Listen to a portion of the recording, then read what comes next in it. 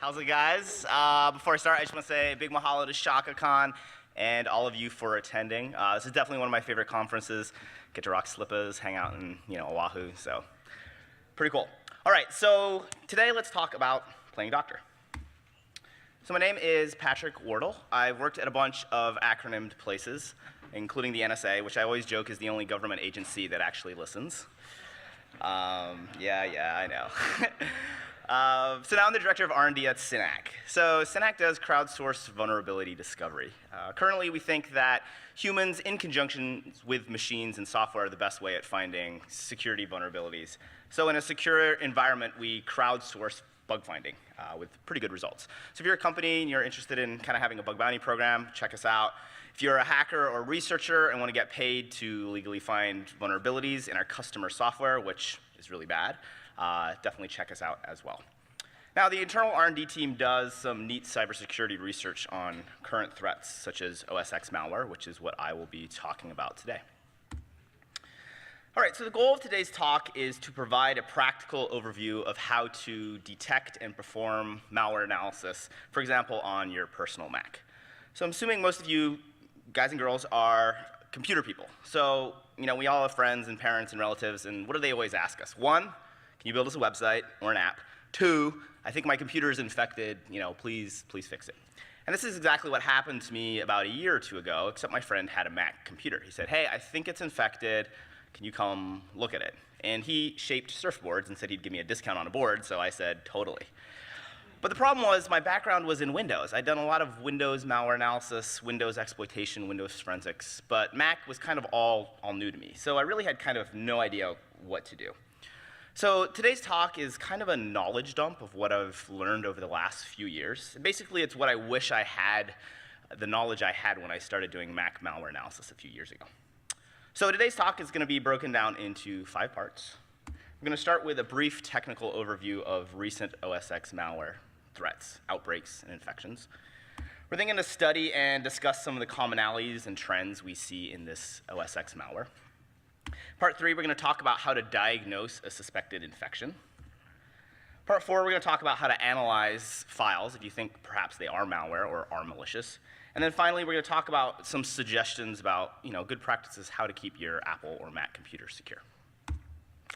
All right, so let's start by looking at several recent OSX malware specimens. This will give us a good idea kind of the current threat, the threat landscape, what Mac malware looks at these days. And then we'll be able to reference this malware throughout the rest of the presentation when we talk about specific techniques. So it'll kind of give us a good practical hands-on feel.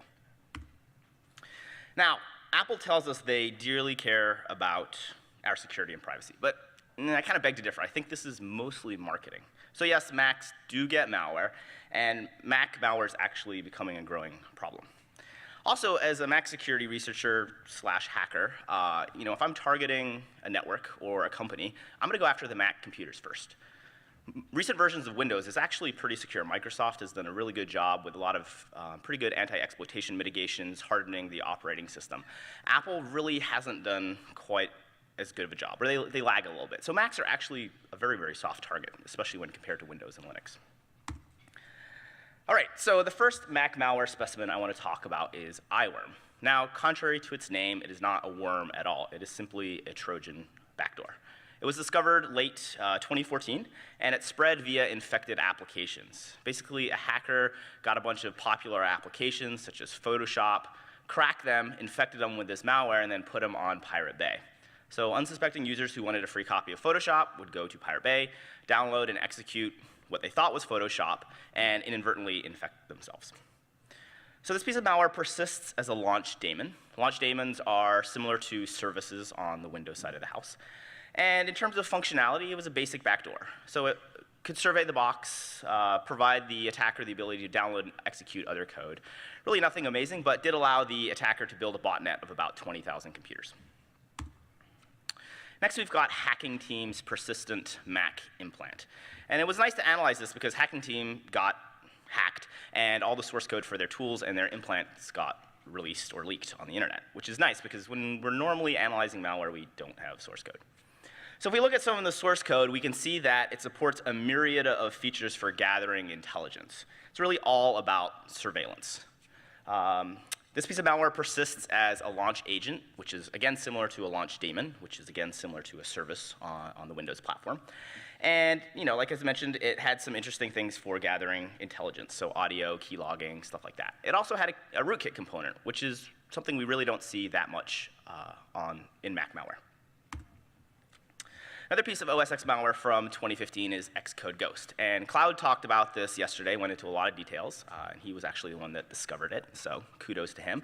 And it's, as he mentioned yesterday, it's kind of an intriguing piece of malware because its goal is to actually infect legitimate applications.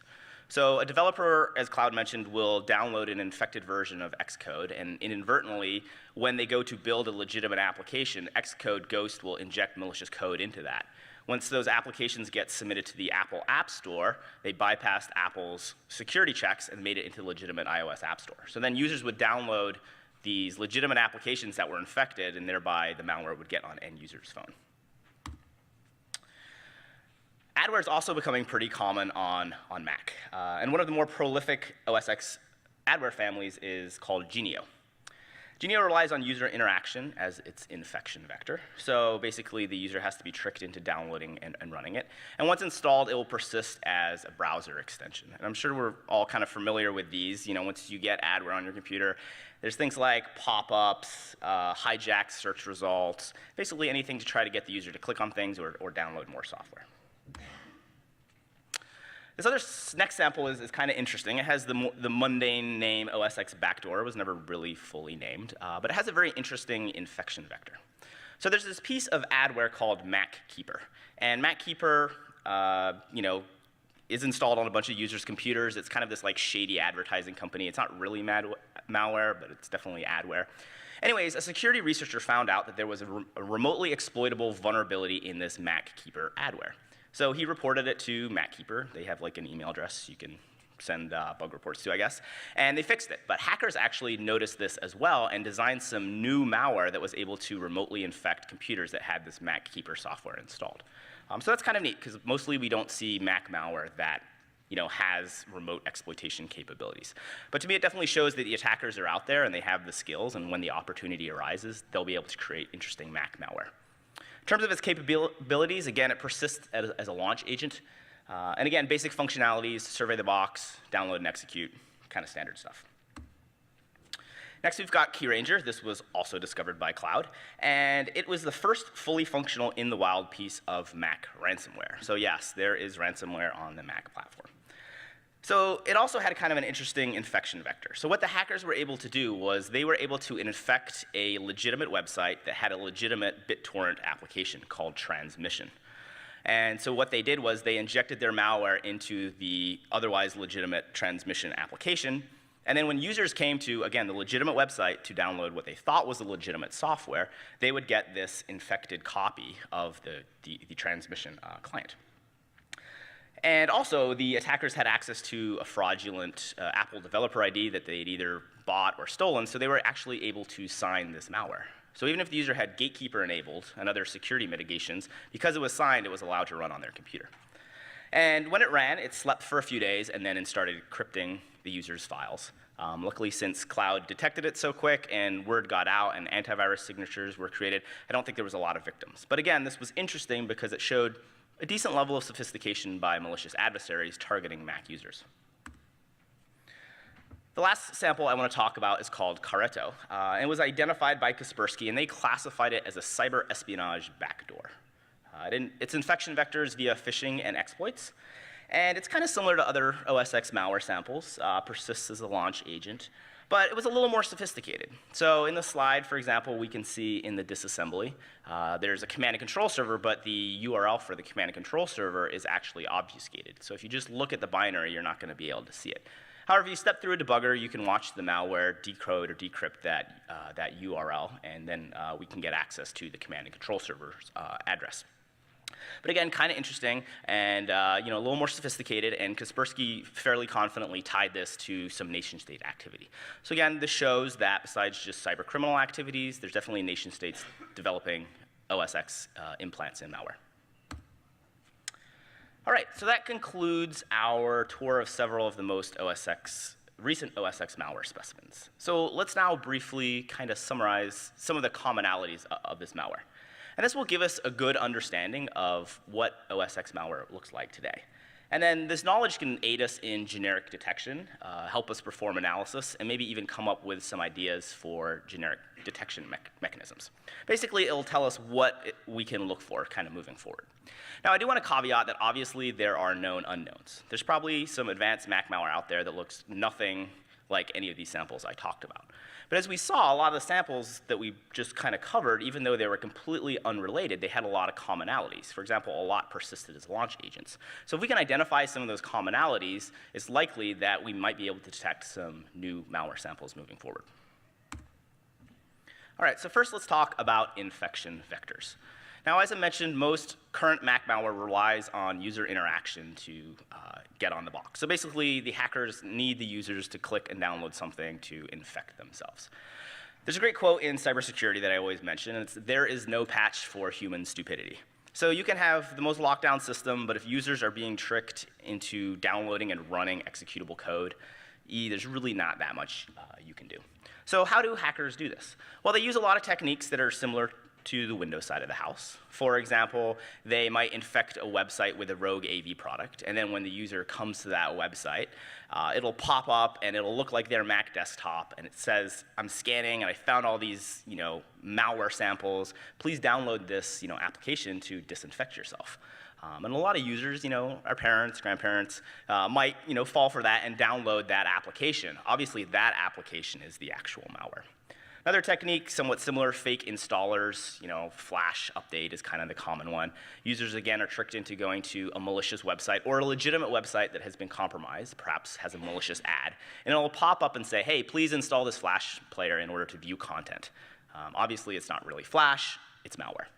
Infected torrents, another kind of a way hackers get malware onto Mac computers. If users are downloading pirated cracked applications, a lot of times there's going to be malware in there.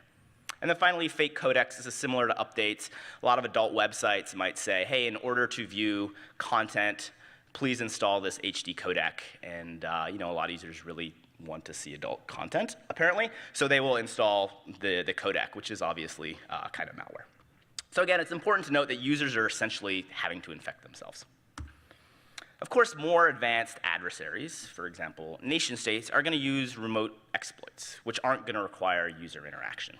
So they're going to have things like exploits for Safari, maybe Java, Flash. We see this happen on the Windows side, so there's no reason to think that it's not happening on the Mac side. Now, these attacks are very, very stealthy and don't require user interaction, so we don't really hear about them as much. So a lot of people think they're not that common, and they might not be that common, but in my professional opinion, I think they're probably happening more than we'd like to admit, and we're just not, unfortunately, detecting them. All right, so now let's talk about persistence. So first, what is persistence? Well, in the context of this presentation, persistence is anything that ensures code, for example, malware, is automatically re-executed every time the operating system is restarted. Now, this is something, obviously, essentially all Mac malware strives for, because otherwise, if it didn't persist and you shut down your computer and restarted it, if the malware didn't have a way to be automatically restarted, it wouldn't get run again. So basically, you would have just disinfected yourself by restarting your computer. So again, most malware, if not all, strives for some persistence mechanism. So in the wild, we see a lot, rather just a few techniques that are used over and over and over again.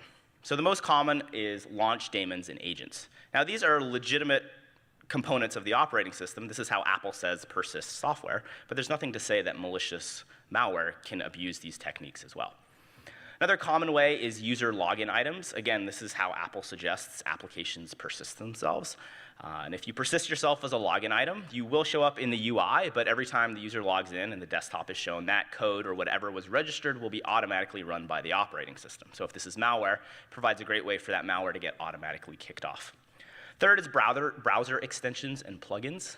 This is mostly what adware does. Again, they register themselves as a malicious browser extension or plugin, and then every time the browser is started, they get loaded into the context of the browser, where they can hijack search results, display ads, that kind of stuff.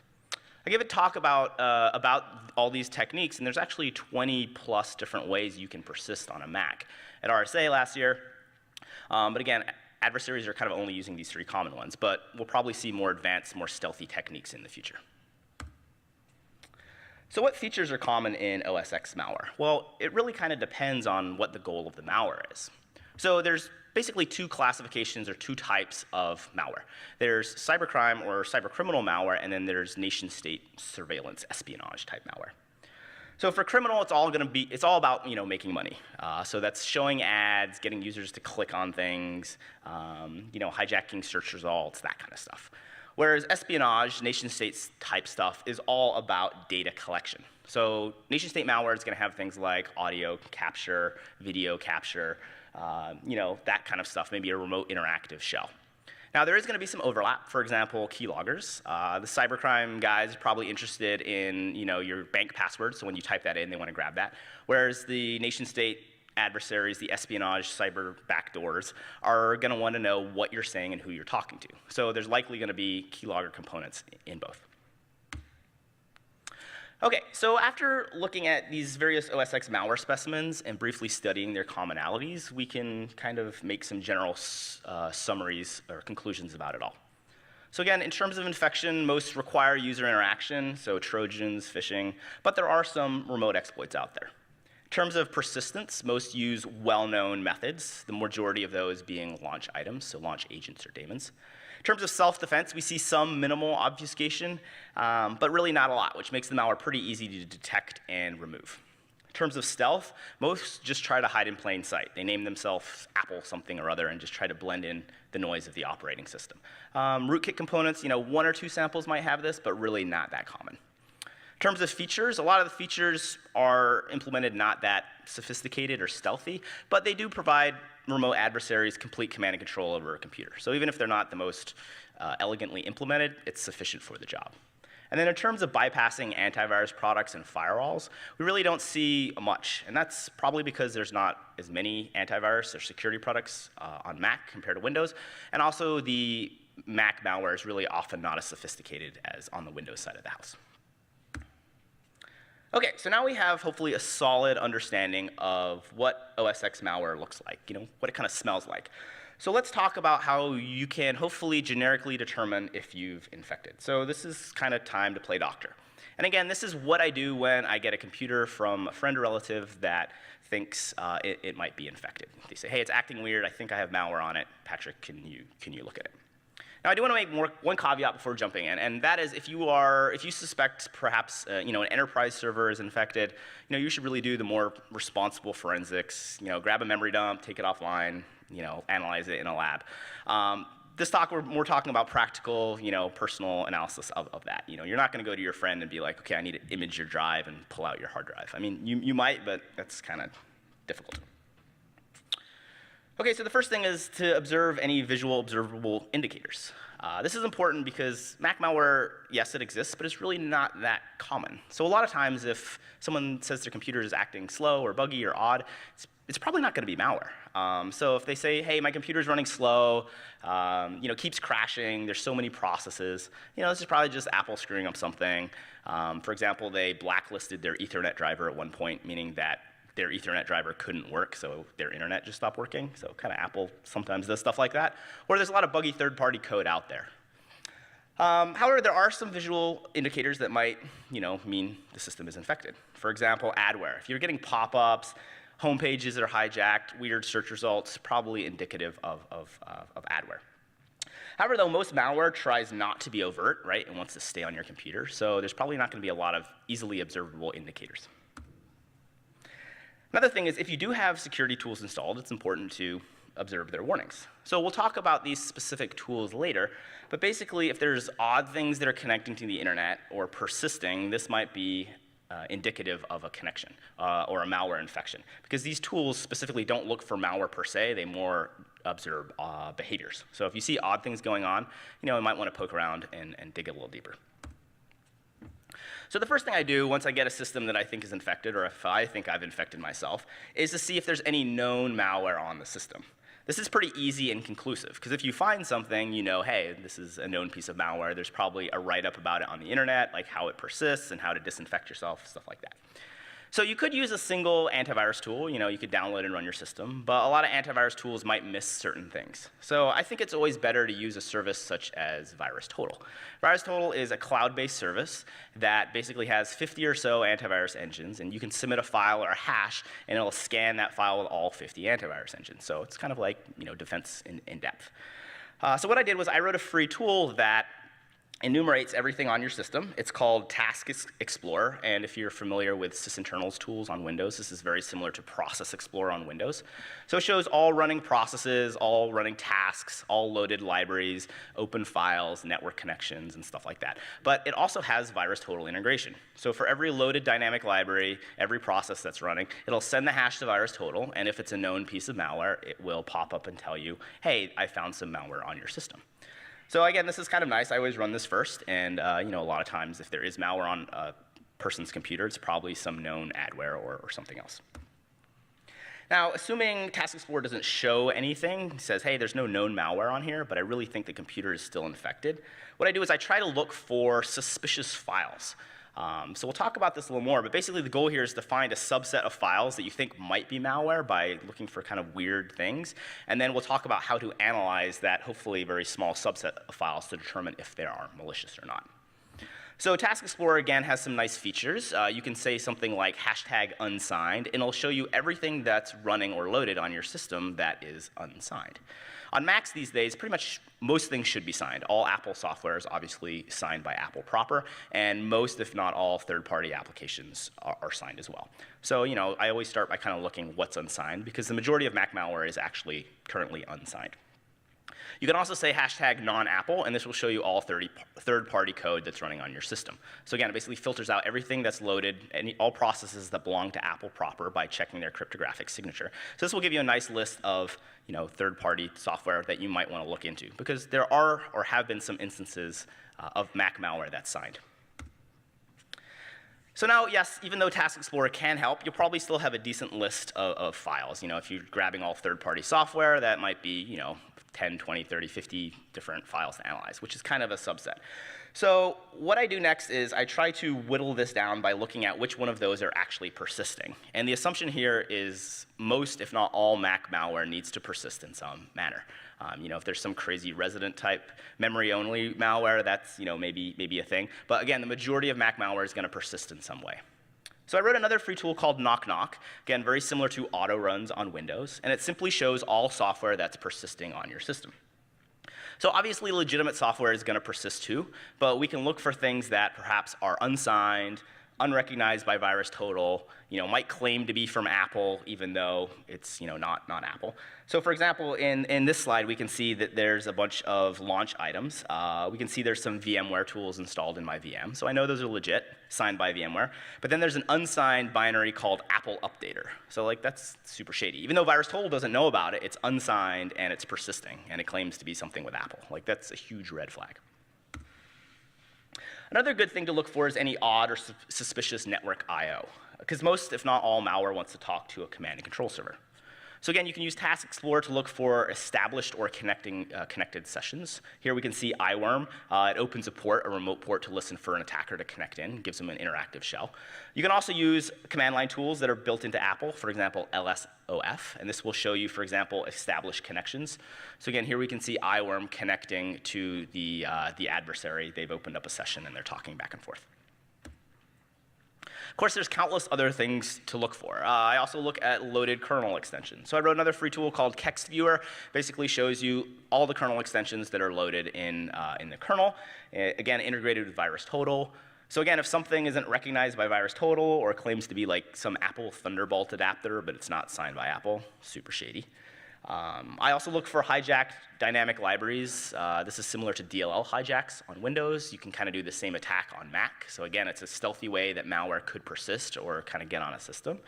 So I kind of just run these various tools and poke around and see what I have. So now let's assume that we've found or identified some interesting or suspicious files. Basically, things we don't recognize, things that might be persisting, basically things that could be malware if we think the system is infected. So now we have a simple goal, and that's to determine if these files are malicious or equally important if they are not. And I think it's important to realize that I would say about 95% or so of these files are either going to be known malware or not malicious. It's very rare that you're going to have a completely unknown Mac malware sample on your system. If you do, please tell me, because I really nerd out on this stuff. Also, if we talk about some dynamic analysis, make sure you do this in a virtual machine so you don't infect your box. So the first thing I do, again, I have this list of files that I think are odd or suspicious. I kind of do a bunch of steps to figure out, if they really are. So one of the first things I do is I check the signing certificate for it, assuming the file is signed. And this is a great way to determine who wrote the software and, for example, if it's a false positive. So there's a few antivirus products that flag this file called libtidy. And if you look at the digital signature for libtidy, you can use the code sign command. You can see that it's signed by Apple proper.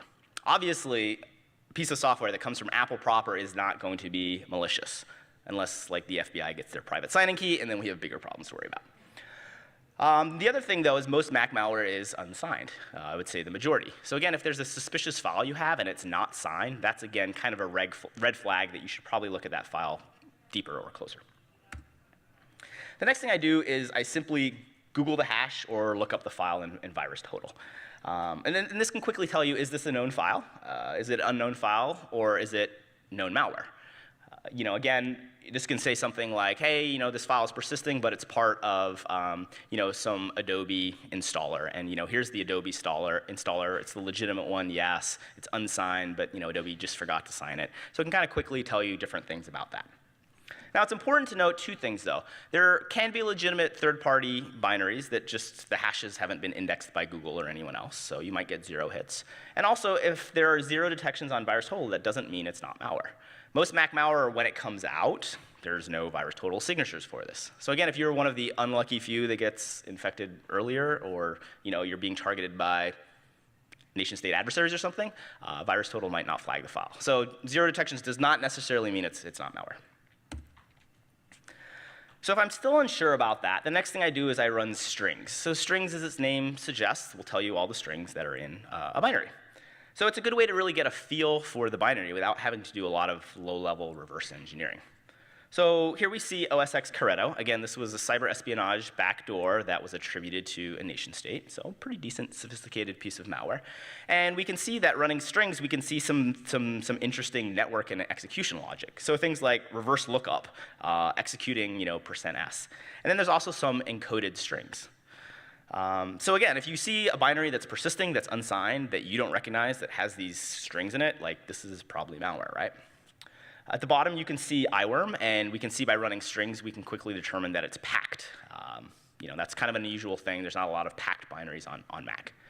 Another thing to do is Google any interesting strings, because you might have a piece of malware that's a known, but it's just a new variant. Like maybe the attacker just recompiled it or packed it with something else.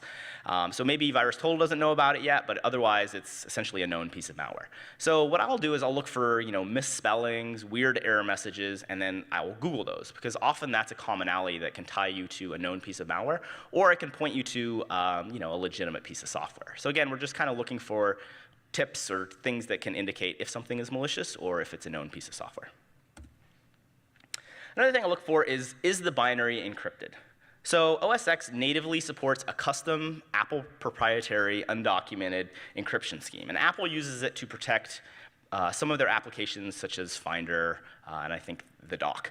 Now, I talked at Black Hat last year about how malware could leverage this encryption capability to basically protect itself. And I wrote a simple tool that takes an arbitrary binary, so for example, a known piece of Mac malware, and encrypts it with this Apple-specific encryption scheme.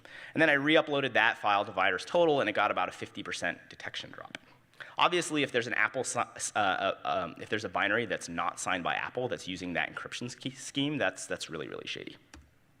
So how can you tell if a binary is encrypted? Well, programmatically, you basically parse the binary's mock O header, and you look for a special flag in the text segment that tells the operating system, hey, I'm encrypted.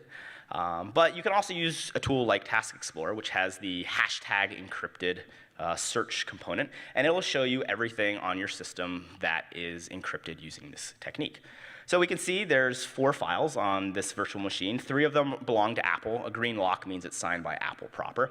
And then the bottom one is unsigned, but it's using this closed source Apple proprietary encryption scheme. Like, that's super shady.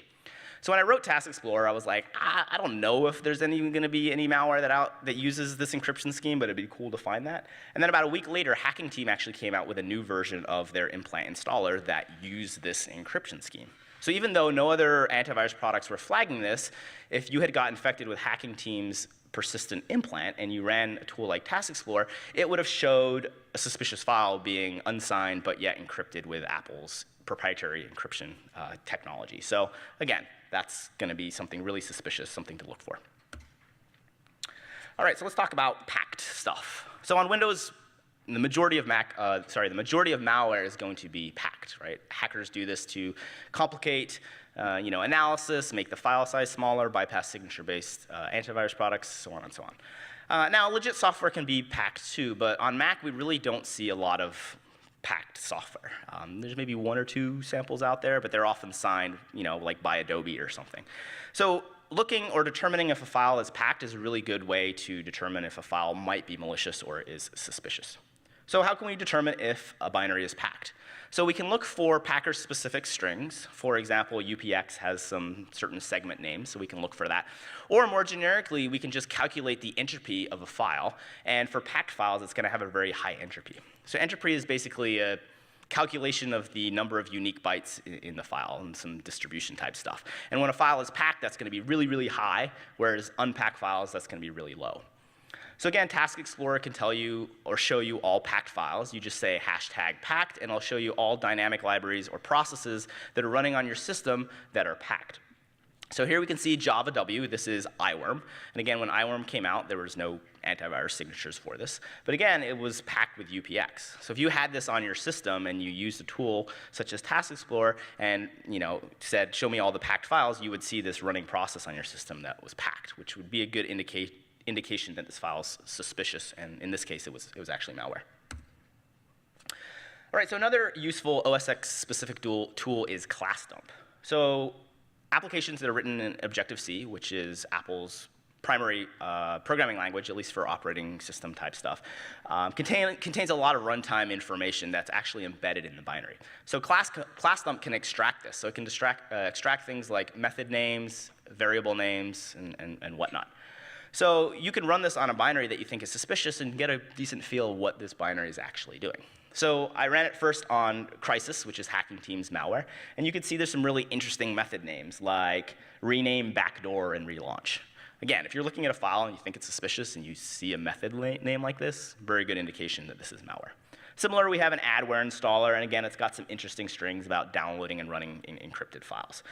So yeah, this is just kind of a good way to get an understanding of what the malware might be doing. Another OSX-specific tool that I always run is FS usage. And you can think of this as a command line version of FileMon on Windows, right? So here we run it on the malware sample that targeted or exploited MacKeeper. And very easily, we can see it does 3 things, which gives us a really good understanding what this binary does.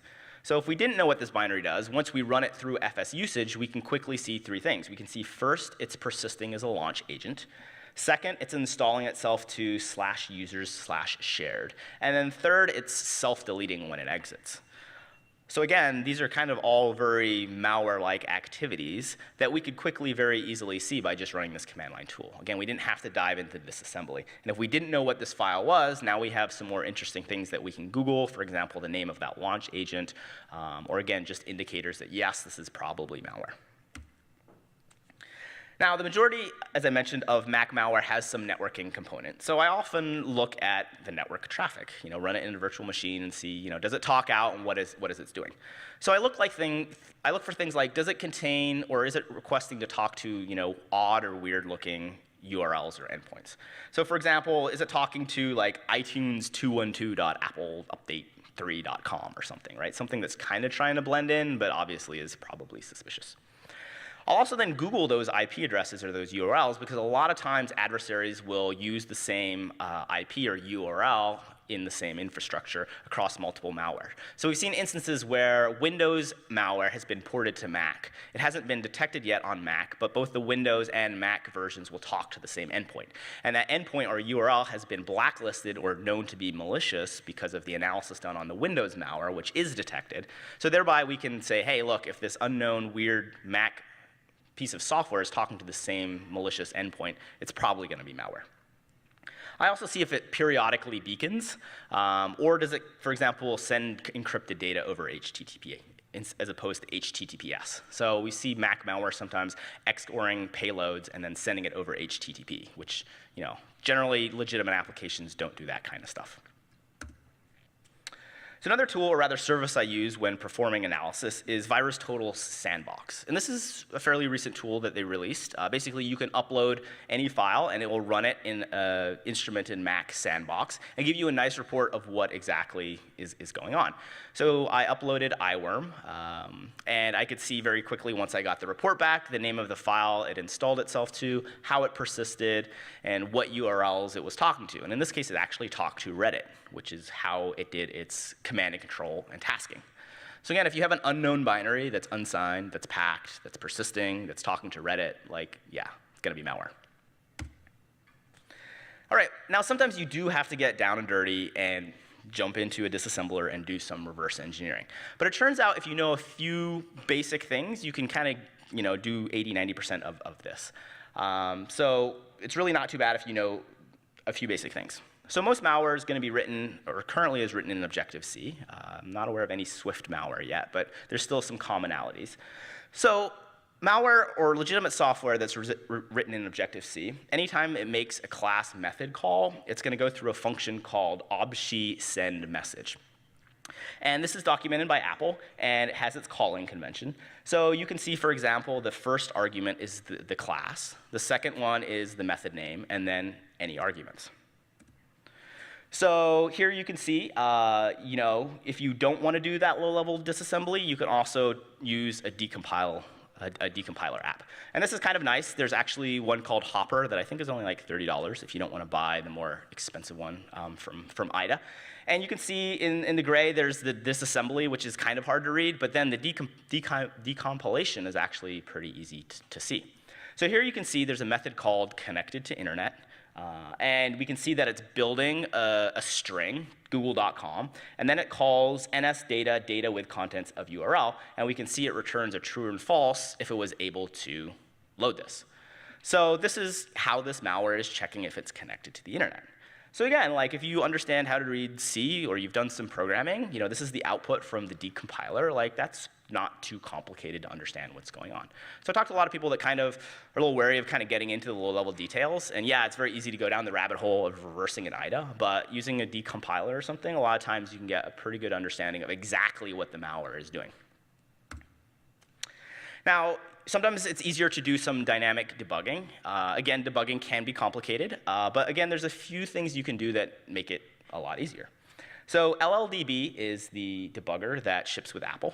It's command line based, which isn't ideal, but it works. And there's a few commands that I use, and that gets you 95% of the way there. So they're pretty self-explanatory. You can set breakpoint on functions, breakpoint on memory addresses. The one I like the best is the PO command. And the PO command stands for print object. And if you give it a memory address and it's an Objective-C object, it's smart enough to figure out what it is and will nicely display it for you.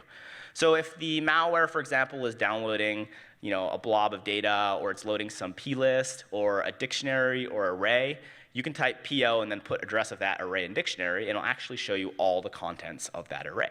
So if it has an array of IP addresses of the command and control server, the debugger will nicely print that out. And even if those are, for example, obfuscated or encrypted, at some point the malware is going to have to decrypt that. So if you set the breakpoint in the right place, you can nicely dump those and figure out the addresses of the command and control server. Okay, so that wraps up the section on analysis. Hopefully, if you use those tools and follow those steps, you should be able to figure out if something is malicious or not. So hopefully you already knew or are now convinced that Macs can get malware pretty easily. So people ask me, what do you do to secure your Mac? Or what are best practices to ensure that we don't get infected to begin with? Because getting infected kind of sucks.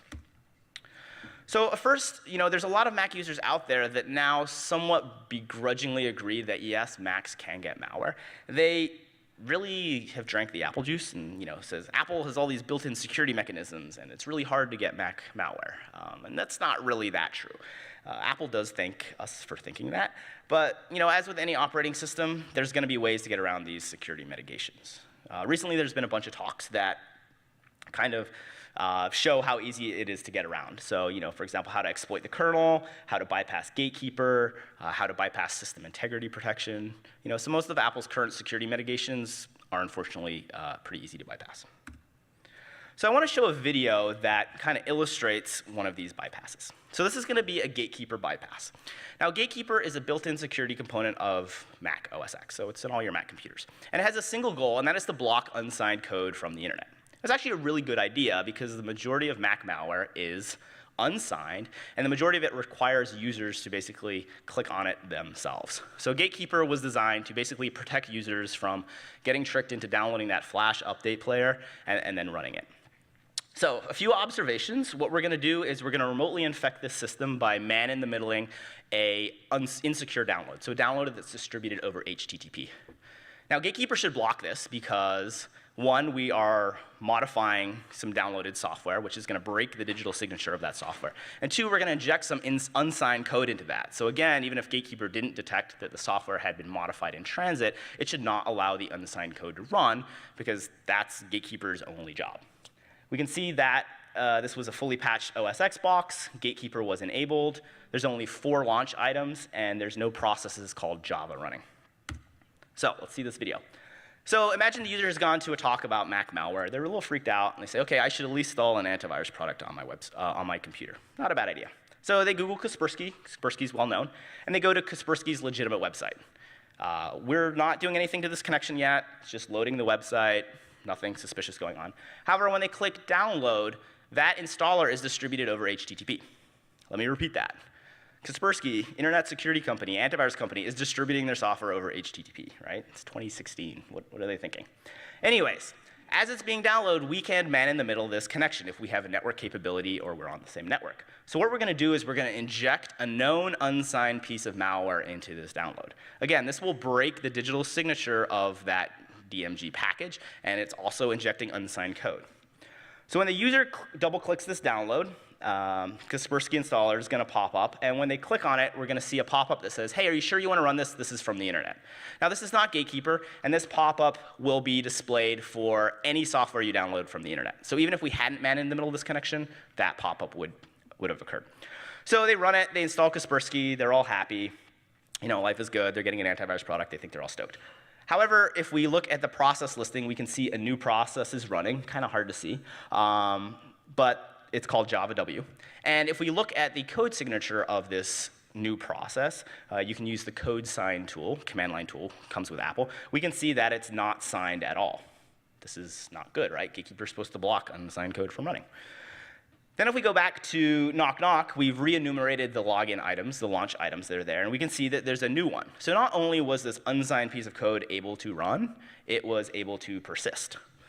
For illustrative purposes, I used a known piece of malware, iWorm, again showing kind of how easy this would be to do even with existing malware. You don't have to write or create new malware. And since it's known, you can, via knock knock, open the virus total page and get information about this. So again, this hopefully just illustrates that, yes, there are these built-in security mechanisms that Apple touts. And like if you go to apple.com/security, it's like one of the top items and tells you how amazing it is. If you really look at it, these security mitigations are really easy to get around. So it's just something to be aware of.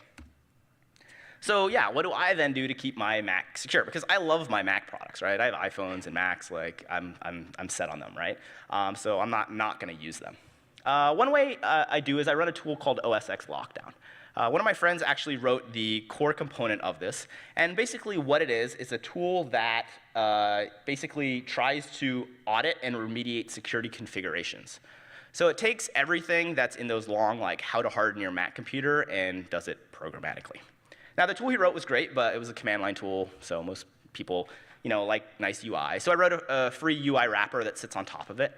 The UI wrapper is nice. You can toggle off different commands, and you can run them. And so it can do things like turn off airdrop, make sure the firewall is enabled, make sure gatekeeper is set. So it's just a good way to reduce the attack surface of your Mac. I also run a firewall product, and currently I use Little Snitch. Firewalls are great. If a piece of malware does get on your system and try to connect out, the firewall will probably pop up and say, hey, there's this unknown process connecting out. And that's a good indicator that maybe you've been infected. Talking at DEF CON in a few weeks, turns out that when I audited the kernel component of Little Snitch, there were some exploitable heap overflows. So actually installing this on your system made your system less secure, as we often see with antivirus products. So, it's like, great, thanks, guys. And also, it turns out that if you talk to the kernel extension, you can invoke a method, and you can tell it 0, and it'll shut off the firewall, even though the GUI says it's still running. So again, any malware that really wanted to bypass Little Snitch could do this incredibly easily. But currently, most Mac malware actually will bail if it sees a Little Snitch or will be generically detected by Little Snitch. Again, it's good not to get overly think that these tools are really going to protect you, because a lot of them actually have security issues. OK, so I mentioned I love Apple, but I don't think they love me. I'm OK with that. But I don't really feel that safe on my Mac. I do a lot of reverse engineering, and I keep finding these bugs. I report them to Apple. Apple patches them. I look at the patch is worthless. And it's just, I'm like, come on, Apple. I think they're trending in the right direction. I don't want to knock them too much. But I really wanted to do a little more to basically secure my Mac computer. So I figured that I should write some free security tools and to first protect my Mac and then make them available to other Mac users. Apparently, that's a novel or weird concept. People think if you're giving free software away, it's either backdoored or you have some alternate agenda. So I get all these funny emails about it. But, it is what it is.